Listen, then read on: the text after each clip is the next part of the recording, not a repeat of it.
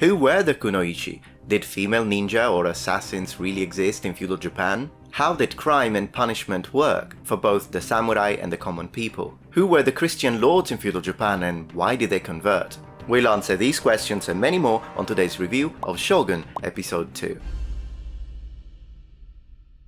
Hello noble ones, welcome back to my channel. This is the Metatron speaking and welcome to the review of the second episode of Shogun. So as you know, I've already reviewed both the trailer and the first episode, and you'll find links in the description below if you have missed those episodes. As always, I would like to start by saying that even though this is a review for historical accuracy, we always want to keep in mind that this TV series, which is a remake of the original from the 1980s, which was awesome by the way, is not necessarily based on 100% history, but it's based on the homonymous novel written by James Clavell, which is a fictionalized telling or retell of actual historical events. Therefore, a certain level of drift from historical accuracy is fine and can be expected. With that being said, just to remind you, let's remember that we are in the year 1600, so we are at the end of the Sengoku period, almost at the beginning of the Edo Jidai. Already right off the bat I want to say that one thing I really like about episode 2 is that we see a lot of close-ups and shots of samurai armor, and I mean, look at me. That kind of gave it 10 points already from me. Love it, because of course the armor is not only period accurate, but it looks to be really high-end replicas. I really like it. Excellent. At the very beginning of this episode, one of the first scenes that we see is in this very formal, sort of sad situation where the overlord is about to die and therefore everyone is dressed in their most formal attire, and once again the costume department is doing a spectacular job. Now I want you to focus very briefly on the sort of hats that these noble gentlemen are wearing in this specific setting. What are those? What do they represent? And are they historically accurate? Well, hats have always been a means of representing your status in society in all sorts of cultures throughout the world, and in a way they extended this distinctive function also onto helmets for the warrior classes, such is the case with the tate eboshi type of hat, which then is recreated in helmet form. Just as one example, in feudal Japan the upper echelon society had all sorts of different types of headwear they could use, from which can be generally described with the umbrella term eboshi. For example, you have soft version, stiff version, and you also have the kazaori eboshi, which sometimes is used by lower ranking jige. But headwear goes all the way up to the sumptuous kanmuri, the classic court cap. In this case we do definitely have a type of eboshi. Generally they were made of cloth, at least initially, but later versions can be lacquered paper, even leather, and in this case I think this would be a ori eboshi, which is basically a folded version of the nae eboshi, mostly used specifically by samurai.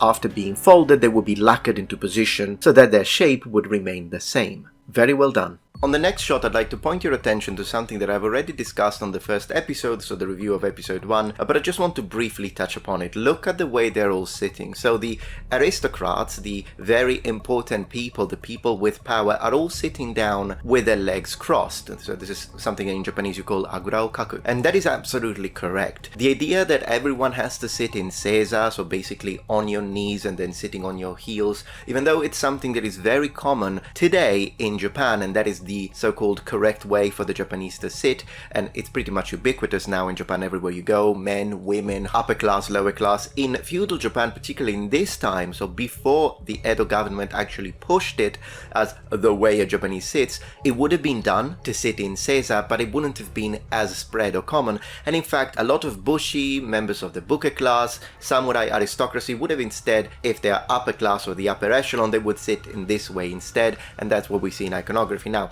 you will notice that one of the samurai is sitting in seiza in the background, but I don't mind if it's the occasional samurai sitting that way or the occasional maid sitting that way, because we do find them once again occasionally in iconography, but it's great that they are sitting with their legs crossed because there is absolutely a recreation of period iconography and I love it.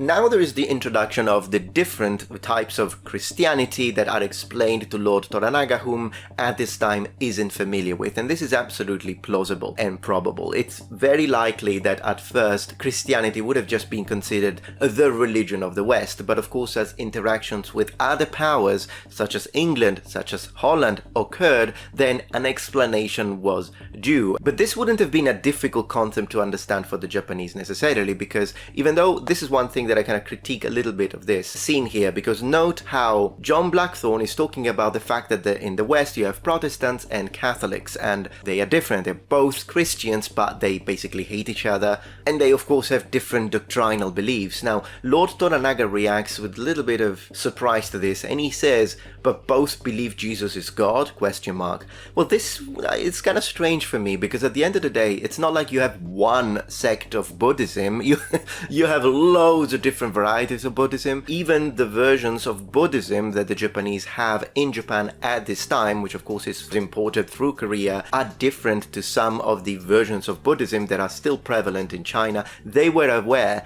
of the fact that within a religion you can have many different varieties. So the fact that he thinks, so you're different types of Christianity, but you both believe in Jesus as God, this shouldn't be strange nor a difficult concept to understand or to grasp for a Japanese of the period. In fact, this also allows us to enter a different discussion, which is that of syncretism. Now, what syncretism is within the concept of religion, syncretism is the amalgamation or attempted amalgamation of different religions, cultures, or schools of thought. Therefore, syncretism as a definition is the blending or combination of different religious beliefs and practices, and it has been a prominent feature of Japanese religious life throughout history. The two main religions in Japan, Shinto and Buddhism, or Shinto and Bukkyo, have coexisted and intermingled for centuries, along with other religious influences such as Taoism and Confucianism. For instance, we see this as the ability to incorporate various pantheons into one frame of worship, which illustrates a sort of multidimensionality of worship which would have been absolutely the norm in Japan during this period. Religious syncretism tends to happen historically organically and naturally when there is cultural proximity, but it can be enforced and manipulated through governmental interaction and mandates. In Japan, both things happen. We could in fact say that Shinto and Buddhism have heavily influenced each other since the 6th century. Many Buddhist temples were built adjacent to Shinto shrines, and deities from both religions were often worshipped together. At one point, this syncretism was so pervasive that until the Meiji period, many Japanese people did not even distinguish between the two religions. And this is, I think, an excellent point to now introduce the Honji Suijaku theory. This is a theory which emerged in the 9th century, which posits that Shinto kami, or the deities, we could say the spirits of nature, are indeed manifestations of Buddhist bodhisattva and Buddhas. This, in fact, allowed for an integration of Shinto deities into Buddhist pantheon and vice versa. And to sort of connect back to what I mentioned briefly, in this sort of syncretism started to happen also within Christianity and Shinto and Buddhism. In fact, in order for the Japanese to really understand who Mary was, for example, they would connect her to a Buddhist bodhisattva canon. So all of this to say, it's an interesting scene because on one side we could critique it and say, yeah, of course it would be familiar with the idea that there are multiple versions of one religion and different sects, and sometimes these sects fight each other. Absolutely happened in Japan. On the other hand, though, perhaps he is a follower of both Shinto and Buddhism and therefore doesn't fully understand, well, why can't you just get along? At the end of the day, isn't it the same deity, meaning Jesus? So I like it, I don't dislike it, but I just wanted to provide a little extra context. Let's continue. If you're enjoying this video so far, please take a moment to check out my Patreon page. With as little as a $5 support, you can help us ensure that we can continue to produce high quality and high researched content. And at the same time, you get access to polls, extra videos, unlisted streams, and much more. Thank you so much. Now move into a scene that I think can bring and provide some interesting things when it comes to everyday life of Japan at this time. So you'll notice that we are inside Mariko's house and she's talking with her kid, but then her husband, who is an absolute asshole by the way, he comes in, sits down, is all angry, complaining, and then they start eating. Now as they eat, they're using hashi, so the chopsticks. Now were chopstick a thing already in the Sengoku period? And the answer is absolutely yes. In fact, chopsticks had been around for a very long time. Let me tell you a little bit about that. So chopsticks were introduced in Japan from China during the Nara period. The earliest chopsticks in Japan were used primarily for religious ceremonies and were not yet widely used as eating utensils. The widespread use of chopsticks as dining utensils in Japan began during the Heian period. During this time, Chinese customs, including the use of chopsticks, became more prevalent among the Japanese aristocracy. Now initially, chopsticks were considered a luxury item and were made from materials such as ivory, ivory or precious woods. Over time, chopsticks became more common and were made from more affordable materials like bamboo or lacquered wood. By the Edo period, chopsticks had become the primary eating utensils in Japan, and their use had spread to all social classes. Today, chopsticks are an integral part of Japanese dining culture and are used for a wide variety of dishes, from sushi, although then again sushi should be traditionally eaten by hand, but some people do use them, and noodles to traditional multi-course kaiseki meals. So, considering the fact that we are in 1600, people had already had plenty of time for chopsticks to be found in all sorts of homes, including the home of Mariko. Okay, this one is interesting because we have this, the kind of the villain of this story, one of the enemies of Lord Toranaga. He enters, and of course the Portuguese missionary who is familiar with how brutal this man is and also xenophobic towards Europeans and in general foreigners, he immediately tells John Blackthorne, just don't say anything and bow if you care for your life. And this is an interesting statement because one of the reasons why he's saying that is not because this guy is a maniac and the moment you say something out of line, he's going to kill you. That's not the idea. I think what this scene is trying to underline is the complex and intricate political interplay of the current situation in Japan at the end of the Sengoku period. So in other words, if any of these foreigners said something that could be used against Lord Toranaga, then that would have had them killed. So in other words, you have to be careful at the end of the Sengoku period of anything you say if you are a man in power, and that is what this scene is trying to convey, which I think does really well. Now, interestingly enough, as I say, this feudal lord here, he's very differently from Lord Toranaga, so Tokugawa, who was very interested in the West. He was fascinated by Western religion. He was fascinated by anything Western. He liked European armor. He gave the missionaries land and permission to build their churches in the Western style. So he was very open towards foreign people, but this man instead is sort of a representation of the other, more common side of Japan at this time, which was a very xenophobic and anti-foreign mental attitude. And in fact, one of the things he says, he starts insulting the looks of both John Blackthorne and I believe indirectly the Portuguese monk. And he says how ugly, he says with a dog's face. Now this is absolutely coherent. We do have some situations in which I would imagine some Japanese, perhaps in the population, they would have looked at Europeans and even Africans, for the few Africans that reached Japan at this time, and they would have thought, wow, how odd. Maybe even not necessarily in a negative way, but also like because of the stature, the color of the hair or the color of the skin. But when it comes to people like him, then yes, there were people that thought that, for example, Europeans were demons. They called us Oni. So depending on what Japanese you're meeting, someone like Oda Nobunaga or someone like Tokugawa Ieyasu, they would have been in favor of Western people, at least at the beginning. But when it comes to someone like him, they would focus on the looks. For example, the fact that we have bigger noses compared to the Japanese, and that was matched with some types of Oni and demons, such as the Tenno, just to say one. Yeah, the freak from the West is how he refers to them. Okay, so now we are inside another one of these informal meetings where they talk about politics basically, and then we have the mention of the Christian regents or the Christian lords. This may come as a surprise if you have never really studied Japanese history of this period, but indeed not only Christianity spread among the population in the sense that they started having common people joining the new Western religion, but in fact some of the powerful daimyo, so the lords, the feudal lords who were part of the military leading elite of Japan, did convert to Christianity. Now I'd like to tell you a little bit about this, like who were these Christian lords, why did they convert, what were the advantages for someone in Japan at this time to accept the new religion from not only a strategic sense but also from an economic standpoint. So let me tell you about that. During the feudal period in Japan, several daimyo converted to Christianity, particularly during the latter half of the 16th century. Some notable Christian daimyo include Omura Sumitada, who was baptized in 1563, granting the Jesuits the port of Nagasaki in 1580, Arima Harunobu, who was baptized in 1579 and was a powerful supporter of the Jesuits, helping establish the Arima Christian domain in Kyushu, Otomo Sorin, who was baptized in 1578 and became known as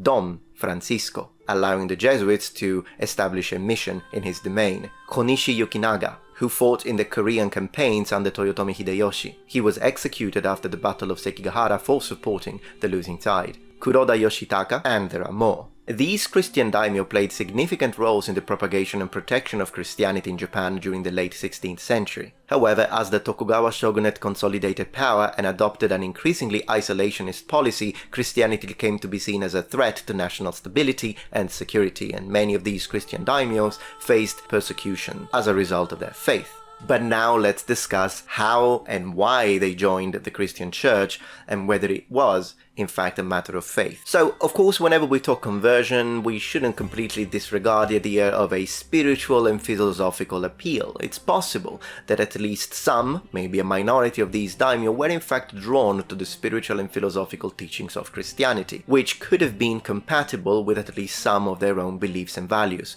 But of course, I think one of the main aspects of conversion when it comes to people in power is the political and economic advantages. Converting to Christianity could provide daimyo with access to European trade, technology, and weapons. The Portuguese in particular favored Christian daimyo and often provided them with support and resources. In some cases, also a personal relationship with missionaries may have played a role in the conversion of some of the early daimyo. In other words, these relationships could be based on friendship, loyalty, or strategic alliances. And of course, as we mentioned, syncretism. The idea is that some daimyo would find it very possible to blend Christian teachings with their traditional Japanese rigorous religious beliefs. In other words, from the point of view of some of these daimyo, it's not that by accepting Christianity you now have to stop being a Shinto practitioner or a Buddhist. In fact, they might have thought, I'll just add one god to the 8,000 I already worship. The Jesuits wouldn't really support that idea, but, if you keep it to yourself. It's interesting how this concept that I've just mentioned is underlined in the show, because as they are showing, Kiyama, who is one of these Christian lords, they tell us a man whose faith in Christ is guided only by his greed and ambition.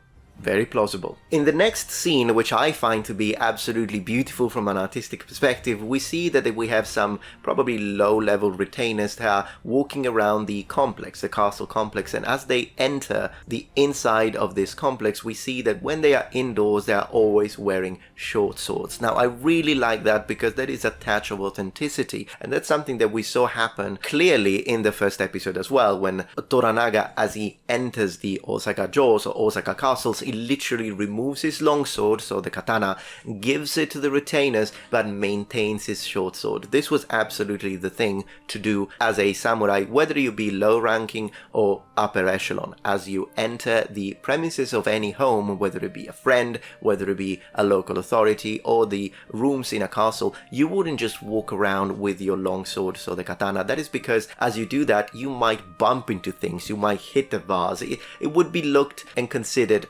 rude, so you would remove and give your weapon away. But a samurai, once again low ranking or high ranking, is never to be found weaponless, because of course if someone tries to mess with you, you need to have access to a personal protection device such as a sword, and therefore they would keep their wakizashi, which is the shorter version of the katana, or sometimes they would choose to just keep the tanto, which is basically a dagger. I love that they represented this and we don't see just a bunch of samurai walking around in full battle armor, maybe like a yari, like that would have been so weird unless they are there placed specifically as guards, but even then full battlefield gear would have been kind of strange.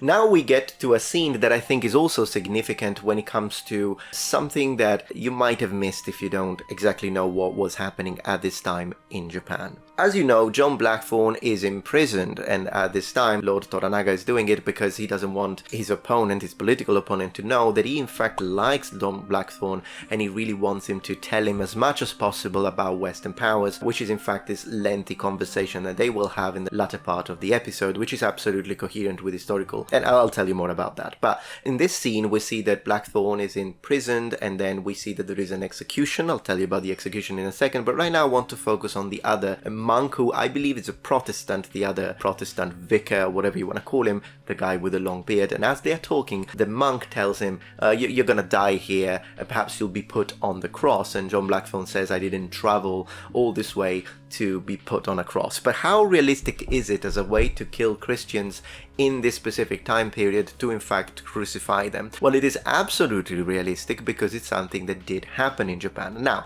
given the full-on persecution of Christians and martyrdom of Christians from the central government still hasn't happened yet. But a initial clash with some Christians in some areas of Japan had already happened. In fact, to be specific, a crucifixion of Christians had happened in 1597, so 3 years before the events taking place in this specific show. What this means is that even though it was a very recent deed, the expectation that this monk has, oh, they are gonna crucify us, is absolutely plausible and period accurate, because even though this would have been already kind of a shock and a recent development, it was one of the dangers that Christians in this specific time period in Japan knew they were facing. Now, how did the Portuguese authorities, because we see that Portuguese are still here, they are still dealing and talking with the daimyo, and yet some Christians had been crucified. Well, how did the Portuguese authorities react to that? Well, the arrested Christians in 1597 were forced to march from Kyoto to Nagasaki, a journey of approximately 600 kilometers or 370 miles. Then in Nagasaki, they were crucified on a hill on February 5th, 1597. This event is known as the 26 Martyrs of Japan and is considered a significant moment in the history of Christianity in Japan. The martyrs were canonized by the Catholic Church in 1862, and their story has become an important part of the narrative of early Christian persecutions in Japan. The Portuguese authorities in period, who had established a trading presence in Japan and were instrumental in introducing Christianity to the country, were deeply concerned by the persecution and crucifixion of some Christians in Japan. After the martyrdom of the 26 Martyrs of Japan, the Portuguese Jesuit missionary Luis Cerqueira, who was the Bishop of Japan at that time, sent a report to the Portuguese King Philip II, who was also the King of Spain due to the Iberian Union. In his report, Cerqueira describes the event leading up to the crucifixion and the bravery displayed by the martyrs. The Portuguese authorities, both religious and political, saw the persecution of Christians as a threat to their interests in Japan. They feared that the actions of Toyotomi Hideyoshi specifically would lead to the expulsion of Portuguese traders and missionaries from Japan,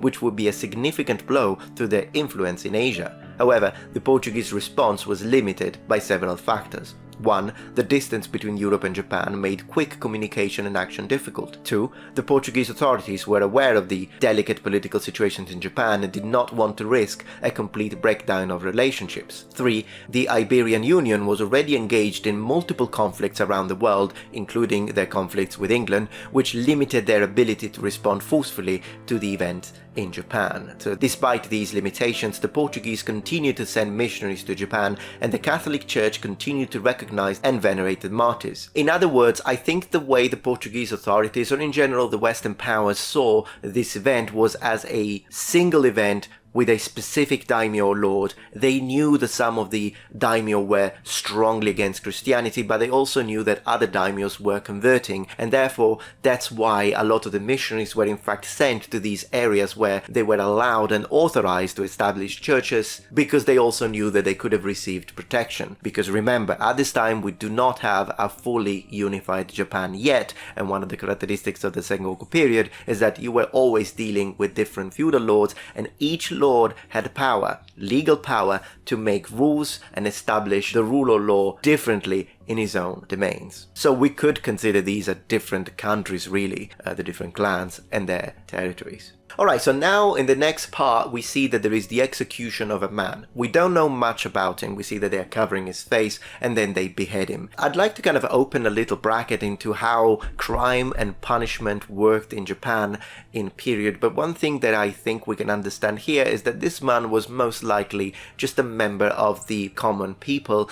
I don't think that this man is a samurai. One of the reasons is because unless a samurai or a retainer had done a crime that was considered so heinous that he wasn't given the possibility to commit seppuku or harakiri, in the majority of cases samurai would be allowed to do that, and therefore if we see an execution of a samurai, he would first off himself, and then in some cases he would be helped out with a beheading, not every time. But in this case we go directly to a beheading, so I believe it's a commoner that is being punished. Among commoners, the normal sentence for serious crimes was death by hanging, a punishment that was considered both defiling and degrading. Hanging shamed not only the convict but also his or her entire family. Executions of commoners normally took place in public, like we see here, often followed by a display of the criminal's head or corpse as a warning to the rest of the population. As we were talking before, daimyo, many of whom considered their fiefdoms independent feudal states, were the ones to establish increasingly detailed codes of laws and appointing their loyal samurai retainers as magistrates. Samurai also ran the official organized justice system, which existed primarily to enforce the law among the lower social classes. These systems were based on an elaborate written code of law, the earliest of which were codified during the 7th century. Now, during this time specifically, so the Sengoku period and even the Heian period before, the magistrates and police appointed by the shogun were charged with enforcing these laws, arresting and sentencing criminals, and keeping the peace among the lower classes. Beneath these magistrates, the yoriki, or assistant magistrates, conducted investigations and supervised the doshin, whose function was similar to that of modern beat cops, if you will, who patrolled the cities, kept the peace, and made arrests when necessary. In addition to the pair of swords all samurai wore, the doshin carried a forked truncheon, called ajite, as a symbol of their rank. Magistrates would be normally chosen from powerful clans, assistant magistrates, and instead the, say, cops or the police were usually drawn from low-ranked samurai families. The next thing I'd like to focus on is when John Blackthorne actually meets Lord Toranaga, and of course they're using, in order to communicate, an interpreter, and the interpreter happens to be the Jesuit priest. This is of course absolutely historically accurate, and it is also accurate that some Japanese, possibly in court, just like the lady who is sitting right next to Lord Toranaga, would have been studying Portuguese at the time, because Portuguese was indeed the language of communication with the West, at least towards the first interaction between Japan and Europe. Now, as a personal preference, I would have preferred that in these scenes the characters would be speaking Portuguese. I would have absolutely liked it more for immersion, but I do understand that for audience sake that might have been a little tough to endure, considering the fact that people already need to read subtitles for the Japanese parts. So I do understand from a technical standpoint why they chose to represent Portuguese in English, because yes, they're speaking English, we have to imagine them using Portuguese. Just as a personal preference, I would have liked to listen to actual Portuguese, and if it was medieval Portuguese, I mean, okay, but that's just me. Now, I'd like to point out one thing when it comes to how these people in the medieval period, and then late medieval period, early Renaissance, how they actually learned these languages, and we could really open a small discussion here, even all the way back to ancient Rome, where, as we know, the Romans would interact with a lot of people outside their frontiers, particularly when they were expanding forcefully into barbarian territory. How did they communicate? Now, of course, a lot would have had to do with people who were bilingual. That was in fact the first to-go rule when it came to the ancient period, because you have to imagine that whether it be the medieval period or the classical period, it would have been extremely more difficult, significantly, orders of magnitude more difficult to become fluent in a language than it is today, because today we have dictionaries, we have the internet. It's so much easier to reach mastery in a foreign language than it would have been, for example, in the medieval period, particularly considering the fact that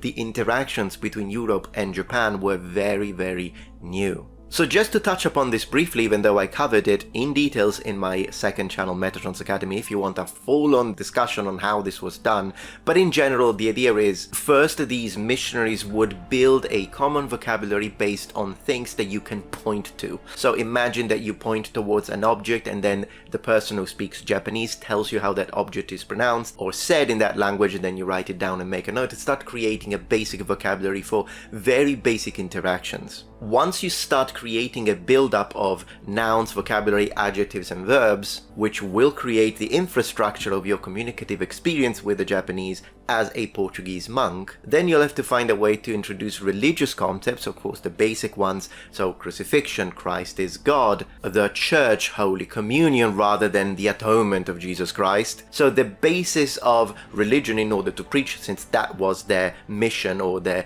duty from a papacy standpoint. Usually the way that was done was through connection to vocabulary that is religious and already existing in the local religions. Now we'll touch upon this later on, because religion does become a factor in this episode, so I won't dive into it right now, but just suffice to say that after the first generations of interconnection and interaction between two different people, once you have someone who is born within that culture, but perhaps in a family that also speaks, say, Portuguese, you create a bilingual, and those will be the perfect interpreters, if you will. Of course, sometimes, particularly at the times of ancient Rome, this was done forcefully. They would take people from a barbarian village who were very young, who already speak the language, and then they would take them to Rome forcefully and bring them up for the next 10 years. Then you've got the perfect interpreter, if you will. And this was done as well in the medieval period, for example, in Central and South America, with the conquistadors from Spain. So this was something that the European powers were already familiar with as they reached Japan. Then we have a wonderful shot once again of Lord Toranaga, and he has got his samurai armor in the background. Interesting how at the bottom we see the symbol, the clan symbol, which is the Tokugawa, because of course we know that Toranaga is indeed a fictionalized version of Tokugawa. I just find it funny that the symbol is indeed the Tokugawa family, because we are in front of Tokugawa Ieyasu in reality, even though it's a fictionalized version. And we see Mariko and the samurai now sitting in Seiza on the side. Interestingly, as you can see, the samurai in this case, both Toranaga and this samurai, don't have a shaved forehead. As I've explained in the previous episode, not every samurai had a shaved forehead, and it very much depends on the period. In earlier times, long locks together with a beard would be considered manly, and also, again, a distinction of the samurai class. But as we enter the Sengoku period, when the idea of shaving your head starts to become a thing, not necessarily always with the lords. I mean, for example, Oda Nobunaga would have had a completely shaved head, in fact, very, very shaved all the way up to the back, which is once again something that some samurai did. The looks of a samurai change over time. It's not a monolith. We always imagine the samurai to look a certain way, but in reality, even the fact that initially they had a beard, then a clean-shaven look is more coherent with the samurai class. That happens in the Edo period. Things switch around. So this is absolutely fine. Okay, this is another screenshot I wanted to focus on, because look at all of these torches and all of this fire inside this home. I believe this is the castle. In fact, it's not even a home, it's the castle. Now, wouldn't that be a fire hazard? I mean, if you think about it, differently from European castles, Japanese castles are primarily made of wood. Therefore, you can imagine that if something like this were to happen, like you have a lot of torches, a lot of fire all over the place, and one of these torches falls on the ground, and then the tatami catches fire, and then this fire goes onto the walls, couldn't that potentially destroy the entirety of the castle, save it for like the foundation walls, which we know are in fact made of stone, the ones that look a little bit like a fan? Well, I have a video in the making which is a comparison and distinction between Western castles, and from an architectural and then also societal standpoint, as well as for military purposes, but also Japanese castles, architectural, societal discussion. But one thing I want to add, kind of mention here, and then you'll find all the details on that video which I'll publish soon, is the fact that one of the things that we have to consider about Japanese is that they did face the problem of what do we do if fire is applied onto our castles, and their solution, differently from the West, where we decided, you know what, never mind wooden structures, just build them in stone. In the East, one thing they did is that they would cover their Japanese walls of these castles with plaster. Now, most of the times it's white. For example, the Himeji-jo, very, very famous, but occasionally this will be black, but in the majority of cases it's white. Now, what's interesting and what's important to see is that even if a room in the castles were to catch fire, maybe under a siege, or maybe because of an accident, that wouldn't mean that the entire structure would be now up in flames, simply because these plasters in fact offered not only a very high level of fire resistance because of the ingredients that they were made of. So whenever you see the Japanese castles are in fact painted, that's not just from an aesthetic standpoint, that too, but also to provide fire resistance, which the plaster does. We now reach one of my favorite scenes in the entire episode, which is the part of the attack of the bandits. So basically, John Blackthorne is being transported, probably for execution, but Toranaga doesn't want that to happen, so he sends one of his retainers with a bunch of samurai and some bandits to basically have this attack, have everyone killed, and sort of rescue John Blackthorne. I like this scene because I think, I like seeing a little bit of combat, and in fact that is the only thing that I kind of as a critique towards this show. I wish they put a bit more combat in it. Sometimes there are full-on episodes where not even a sword is drawn, and to me that's a little boring. The show is great, by the way. I really like the show. It's just that some episodes are more fun than others, and this is one of the fun ones. So this attack is interesting. It kind of represents exactly the sort of power power play and subterfuge that would have happened during this period, because not only there is this whole, oh, I pretend to arrest John Blackthorne, but then, oh, a bunch of bandits attacked, but then I'm having the bandits killed, so I leave no loose ends. That's exactly the sort of climate that we are talking about in this Sengoku period, and that's important because it shows that really feudal Japan, the era of samurai, is not an era of honor, it's not an era of splendor and, righteousness, but it is an era of brutality. And yes, there was a code of honor, but the code of honor was always just focused towards your own lord, not towards your enemy in the majority of cases. I won't go deeply into this because I already talked about it in details. After this scene, we reach the scene where once again Blackthorne is brought in front of Toranaga, and this time they have this lengthy conversation where Blackthorne discusses and describes the political situation, but also the geographic situation in Europe. And of course Toranaga is interested because he understands the importance of having information when dealing with Western people, not only as a way to sort of control, but also manipulate his interactions, and also because he understands that indeed the West has a lot to bring to the table at this time, because they are technologically more advanced than the Japanese when it comes to warfare, with their cannons and their ships and their firearms, but also in general because, as we know, he is fascinated by the West. The only thing I'd like to say when it comes to historical accuracy is that even though this scene is relatively short, it's a lengthy conversation, but compared to the real one, this seems to happen within an afternoon. In reality, John Blackthorne, of course, is a fictional character, but he's based on William Adams. The interaction between the historical William Adams and Tokugawa Ieyasu when it comes to talking about the West would have lasted days, if not weeks.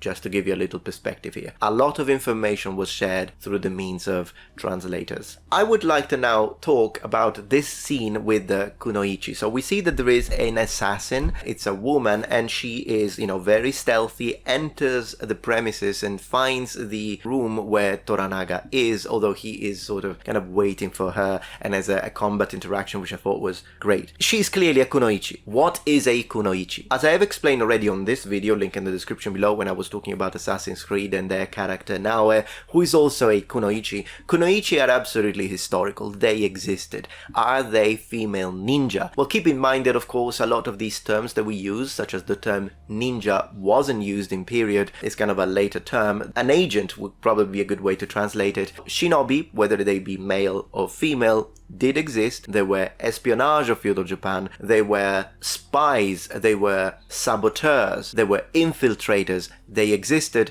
and we do have mention of female ones, so the Kunoichi. Now, what's important to say though is that as far as I am aware, we don't really have mentions of Kunoichi being trained in combat. That doesn't mean that it never happened, but definitely a Kunoichi should be considered as a infiltrator that was using the fact that they were probably beautiful, or perhaps had a position already within a specific castle, say as a maid, say as a courtesan, and utilized this positions of privilege to not only listen and spy, but sometimes to intervene. Of course, let's dispel the idea that Kunoichi and ninja and shinobi were trained assassins. They weren't, but some Kunoichi and some ninja were absolutely capable of assassinations, and we know that that occasionally happened. One thing that I would like to answer now as a question is, but why are they using a female ninja or a Kunoichi? Why didn't they just use a male assassin? Well, the reason is that there are some possible advantages to using a female ninja in this case. For example, one of which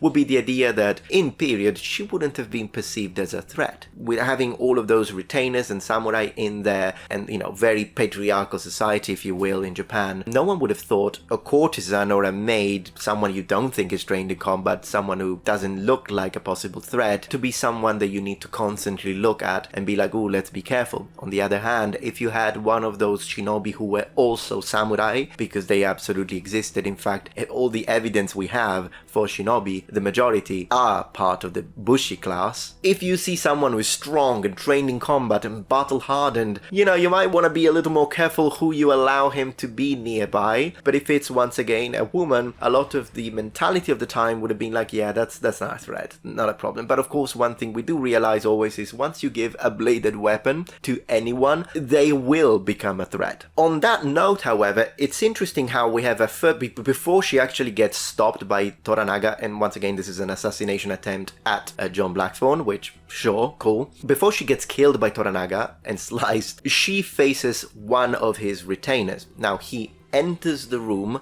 with this position. This is how he's holding the katana. Sure, I mean, there are some weird ways of holding the katana, weird from our perspective. You don't always just hold the katana like this, and the fact that he's entering like this, fine, is one of the possible guard positions in Kenjutsu. I'm not complaining about that. She kills him very easily. I find that to be strange, unless perhaps this was like a new retainer, maybe like a low-ranking samurai with not much experience in combat, not a battle-hardened one. Then sure, maybe I can see that she kind of ambushes him. If this was supposed to be a fully trained, battle-hardened, super professional samurai, then I don't think she would have engaged. I think she would have run away from him, just trying to get to the target, because, I mean, good luck. Let's be honest here. I want to say that the majority of Kunoichi would have avoided fighting experienced samurai, but once again, if this is supposed to be a low-ranking samurai, maybe someone who doesn't have a lot of experience, then sure, with the advantage of an ambush, you could have killed him even if you were a Kunoichi without as much experience in combat.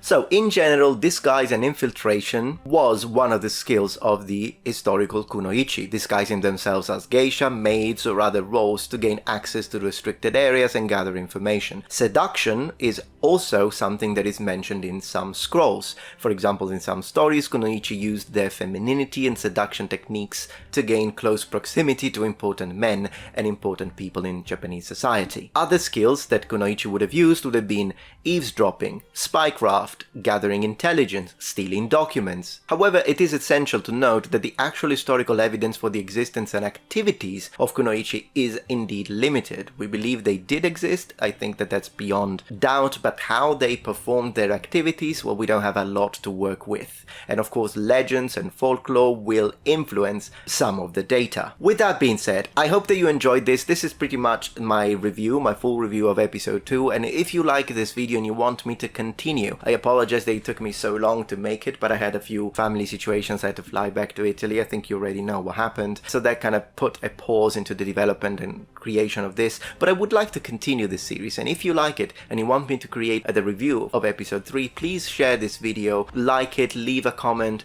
because that helps me with the algorithm and engage the algorithm in a way that if I see good numbers, if we reach maybe 80,000 views with this episode review, then I would be more than happy to create episode 3. Thank you so much as always for your support, and thank you for watching. And remember, the Metatron has spread his wings. Sayonara.